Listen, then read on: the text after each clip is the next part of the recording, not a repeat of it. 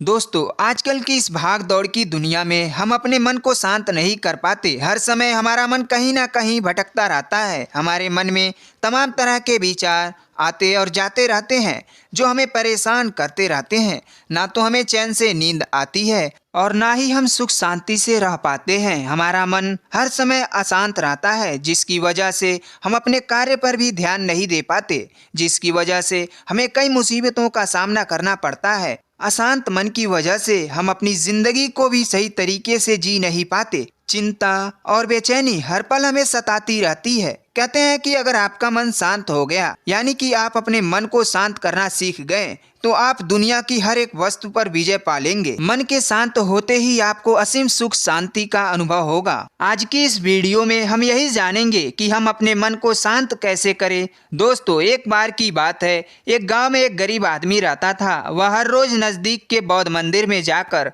वहां साफ सफाई का काम करता था और फिर अपने काम पर चला जाता था। अक्सर वह मंदिर में अपने लिए रोज मांगता कि हे बुद्ध, मुझे आशीर्वाद दीजिए ताकि मेरे पास ढेर सारा धन दौलत आ जाए। एक दिन जब वह गरीब व्यक्ति उस बौद्ध मंदिर में साफ सफाई कर रहा था, साफ सफाई करने के बाद जब वह प्रार्थना के लिए बैठा तो उसने पुरानी बात दोहराई। वह अपने लिए ढेर सारा धन दौलत मांगा। उसकी यह बात एक बौद्ध महात्मा सुन लेते हैं। वे महात्मा बड़े ही चमत्कारिक महापुरुष थे। उन्होंने कई सिद्धियां प्राप्त की थी, लेकिन कभी भी वह अपने सिद्धियों का गलत उपयोग नहीं करते थे। बौद्ध महात्मा ने उस गरीब आदमी से पूछ लिया कि क्या तुम मंदिर में केवल इसलिए काम करते हो कि तुम्हें कुछ मिल जाए? उस गरीब आदमी ने पूरी ईमानदारी से कहा, हाँ महात्मा, मेरा उद्देश्य तो यही है कि मेरे पास ढेर सारा धन आ जाए, इसलिए तो यहाँ दर्शन करने आता हूँ। मैं बाजार में पटरी पर सामान लगाकर बेचता हूँ, पता नहीं मेरे सुख के दिन कब आएंगे। महात्मा ने कहा, तुम चिंता मत करो, जब तुम्हारे सामने अवसर आएगा तब ऊपर वाला तुम्हें आवाज नहीं लगाएंगे, बस चुपचाप तुम्हारे सामने अवसर खोलते जाएंगे। वह गरीब आदमी चला गया। समय ने पलटा खाया। वह अधिक धन कमाने लगा। वह इतना व्यस्त हो गया कि मंदिर में जाना ही छूट गया। कई वर्षों बाद एक दिन जब वह सुबह में मंदिर पहुंचा और साफ सफाई करने लगा, उसे फिर वही बौद्ध महात्मा मिले। बौद्ध महात्मा ने उसे बड़े ही आश्चर्य से पूछा, क्या बात है, इतने वर्षों बाद याद आया? सुना है तुम बहुत बड़े सेठ बन गए हो। वह व्यक्ति बोला, मैंने बहुत धन कमाया, अच्छे घरों में बच्चों की शादियां की, पैसे की कोई कमी नहीं है, पर दिल में चैन नहीं है। मन में आता है कि रोज सेवा करने आता रहूं, पर आ ना सका। हे प्रभु, आपने मुझे सब कुछ दिया पर जिंदगी में चैन नहीं दिया। तब महात्मा ने कहा, तुमने वह मांगा ही कब था जो तुम्हें चैन मिलेगा? धन तुम्हें चाहिए था, वह तो तुम्हें मिल गया, तो फिर आज यहाँ क्या करने आए हो? उसकी आंखों में आंसू भर आए। वह वहीं पर बौद्ध महात्मा के चरणों में गिर पड़ा।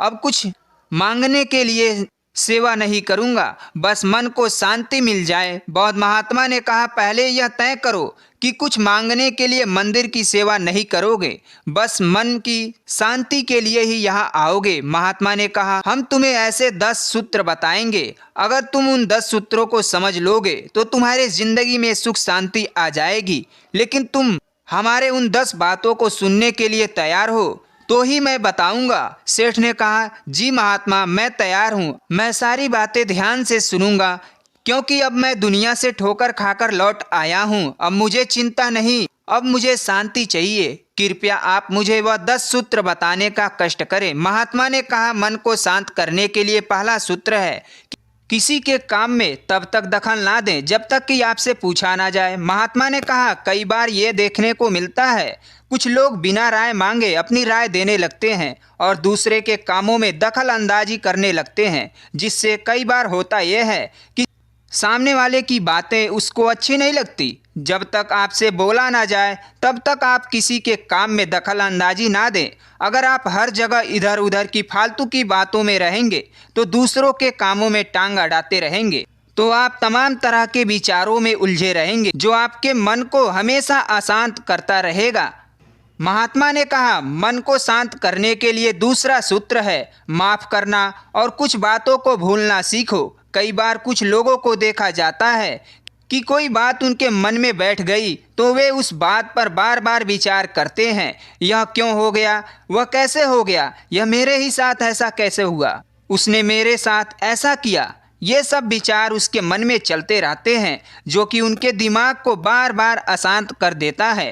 पहली बात तो यह है कि माफ करने की आदत डालो। हाँ, अगर कोई जानबूझकर गलती कर रहा है तो उसे माफ नहीं करें, उस व्यक्ति से दूरियां ही बनाना बेहतर है। लेकिन हाँ, अगर किसी से भूल से गलती हो गई तो उसे आप माफ करना सीखें, क्योंकि माफ वही करता है जो दिल का बड़ा इंसान होता है। किसी को माफ वही करता है तो उसके मन के सारे नकारात्मक विचार दूर हो जाते हैं, उसके मन में बैठी नकारात्मक भावनाएं दूर होने लगती हैं, जिससे उसका मन शांत होने लगता है और उसे अच्छा महसूस होने लगता है। इसलिए माफ़ करने की आदत डालो ताकि आपका दिमाग शांत रह सके। महात्मा ने कहा कि मन को शांत करने के लिए तीसरा सूत्र है, अपनी तारीफ पाने के लिए लालसा किसी से ना रखे।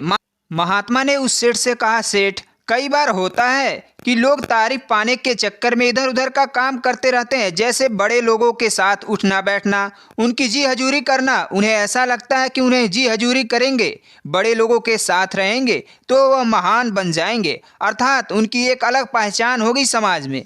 तो यह सब बिल्कुल गलत बात है। तुम पहचान बनाते हो अपने आप से, अपने दम पर, वरना लोगों की जी हजूरी करते करते इतना अशांत हो जाओगे कि तुम्हें पता ही नहीं चलेगा कि इतने साल कैसे बीत गए। और जितना समय बीतता जाए तुम्हारा मन समय के साथ साथ उतना ही अशांत होता चला जाएगा। इसलिए पहचान बनानी है तो खुद परिश्रम करो। जब तुम खुद परिश्रम करोगे तो तुम्हारी असली कमाई होगी और यही कमाई तुम्हें सुख शांति देगी, तुम्हारे मन को भी शांति देगी। तुम्हें भी लगेगा कि हाँ, हमने कुछ अपने दम पर अर्जित किया है। इसलिए लोगों की जी हजूरी करना छोड़ दो, पहचान बनानी है, लालसा छोड़ो, क्योंकि यही लालसा तुम्हारे मन को अशांत कर देगी। आजकल समाज में यही तो हो रहा है।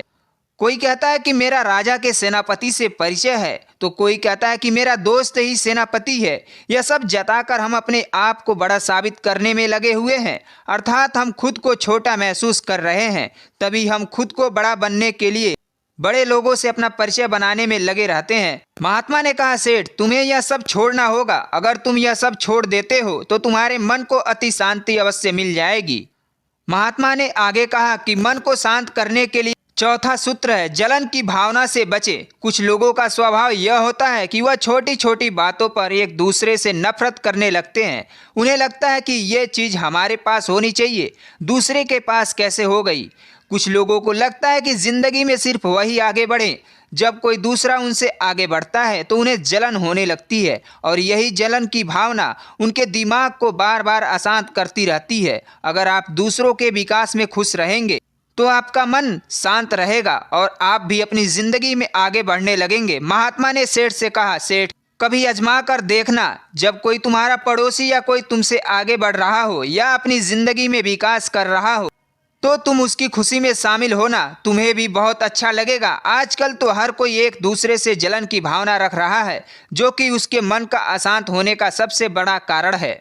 महात्मा ने सेठ से पांचवा सूत्र बताते हुए कहा कि उतना ही काटे जितना चबा सके, अर्थात जितना आपके अंदर उसे करने को क्षमता हो। महात्मा ने कहा, सबसे पहले अपनी क्षमता को परखना होता है। हमें यह जान लेना आवश्यक होता है कि हमारे पास कितनी ताकत है, हम इस काम को कर पाएंगे कि नहीं। इधर उधर भागेंगे तो हर तरफ हाथ ही मारते रह जाएंगे तो कोई भी काम तुम्हारा सही समय पर नहीं हो पाएगा। तो तुम हर समय चिंता में डूबे रहोगे, हर समय तुम्हारा मन व्याकुल रहेगा, जो कि हर समय तुम्हारे मन को अशांत कर देगा। इसलिए पहले अपनी क्षमता को पहचानो और उस क्षमता के अनुरूप ही काम का चुनाव करो। अगर तुम ऐसे करोगे तो तुम्हारा मन शांत रहेगा। महात्मा ने कहा कि मन को शांत करने का छठा सूत्र है, रोजाना ध्यान करें। यह सबसे महत्वपूर्ण सूत्र है। अगर तुम सब कुछ करते हो लेकिन तुम इस सूत्र का पालन नहीं करते हो तो तुम्हारा मन कभी शांत नहीं रह पाएगा। कोई भी काम करो, कितना भी व्यस्त क्यों ना हो, लेकिन तुम सुबह उठकर ध्यान करने की आदत डालो। ध्यान करने से तुम्हारे अंदर एक सकारात्मक ऊर्जा का विकास होता है, तुम खुद को जान पाने में सफल हो पाते हो। ध्यान से तुम्हारे शरीर की सभी प्रक्रियाएं सुचारू रूप से चलेंगे और शरीर के हार्मोन संतुलित मात्रा में अपना अपना काम करते रहेंगे। इसलिए प्रतिदिन ध्यान करने की आदत डालें, क्योंकि ध्यान मात्र एक ऐसी तरीका है जिससे हम कुछ भी पा सकते हैं। महात्मा ने सातवां सूत्र बताते हुए कहा, खुद को माहौल में ढालने की चेष्टा करें। जिस माहौल में तुम रह रहे हो सबसे पहले उस माहौल में ढलने की कोशिश करो, क्योंकि रहना तुम्हें ही वहाँ पर है। मान लो अपने इस भारतवर्ष में जब बारिश का मौसम आता है तो हम अपने अनाज को घर में छुपा लेते हैं ताकि मौसम के हिसाब से भीग ना जाए। ठंड का मौसम आता है तो हम ऊनी कपड़े पहन लेते हैं। गर्मियों का मौसम आता है तो हम हल्की सूती कपड़े पहनते हैं। इसका क्या मतलब है? इसका मतलब है कि मौसम के हिसाब से अपने आप को ढाल लेते हैं। महात्मा ने कहे इंसान वही सफल होता है जो अपने आप को उस परिवेश में ढाल लेता है जिस परिवेश में उसको अच्छी जीवन बितानी है। परिस्थितियां कैसी भी हो, लेकिन अगर तुम उन परिस्थितियों के हिसाब से ढलने में सफल हो गए तो फिर तुम्हारा मन शांत रहेगा। महात्मा ने सेठ से 8वां सूत्र बताते हुए कहा, जो कभी बदल नहीं सकता उसे सहन करना सीखो। कई बार हम ऐसे कुछ काम करने लगते हैं जिसका ना तो कोई सर होता है ना तो कोई पाँव। अगर हम ऐसे काम करेंगे तो हमारा समय बर्बाद होगा, इसमें कुछ भी मिलने वाला नहीं है। जो हमारे बस में है उसे हमें पूरी ऊर्जा के साथ करना चाहिए। अगर हमें बड़े बदलाव लाना है तो पहले हमें छोटे छोटे बदलाव खुद हमारे अंदर लाने होंगे। बड़ी सफलता अर्जित करने से पहले खुद की छोटी छोटी गलतियों को सुधारना बहुत जरूरी होता है। मान लो अभी ठंडी पड़ रहा है तो आप गर्मी का मौसम नहीं ला सकते, या मैं कहूँ कि ठंडी के मौसम में तुम अगर यह सोचो कि मौसम गर्म हो जाए तो यह कभी नहीं होने वाला। इसके लिए तुम्हें कृत्रिम तरीके से कुछ वर्क करना पड़ेगा, कोई काम करना पड़ेगा, या तुम्हें खुद को बदलना पड़ेगा। तुम खुद को बदल लोगे तो मौसम का कोई प्रभाव तुम्हारे ऊपर नहीं पड़ेगा, जिससे कि तुम्हें बाद में कोई पछतावा ना हो। मन को शांत करने के लिए महात्मा ने 10वां और अंतिम सूत्र बताते हुए कहते हैं कि दिमाग को खाली ना रहने दें। कहते हैं कि खाली दिमाग शैतान का घर होता है। अगर तुम्हारा दिमाग खाली होगा, तुम्हारे पास कोई काम नहीं होगा, तो तुम्हारे दिमाग में तमाम तरह के विचार आते रहेंगे और वह विचार समय के साथ साथ इतने बढ़ जाएंगे कि तुम्हारे मन को अशांत कर देंगे। इसलिए अपने जीवन में कोई उद्देश्य रखो और फिर उस उद्देश्य की पूर्ति के लिए पूरी सकारात्मक ऊर्जा के साथ जुड़ जाओ।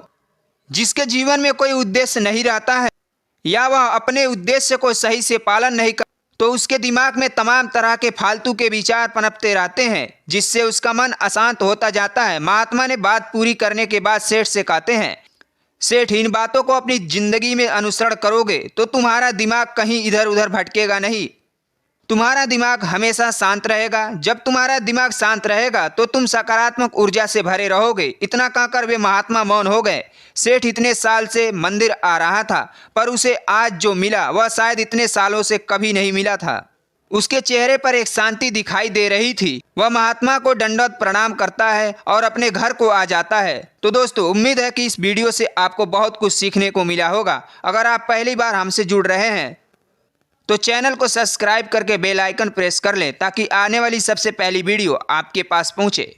धन्यवाद। अपना ख्याल रखें, अपने माता पिता का ख्याल रखें और पूरी फैमिली का ख्याल रखें।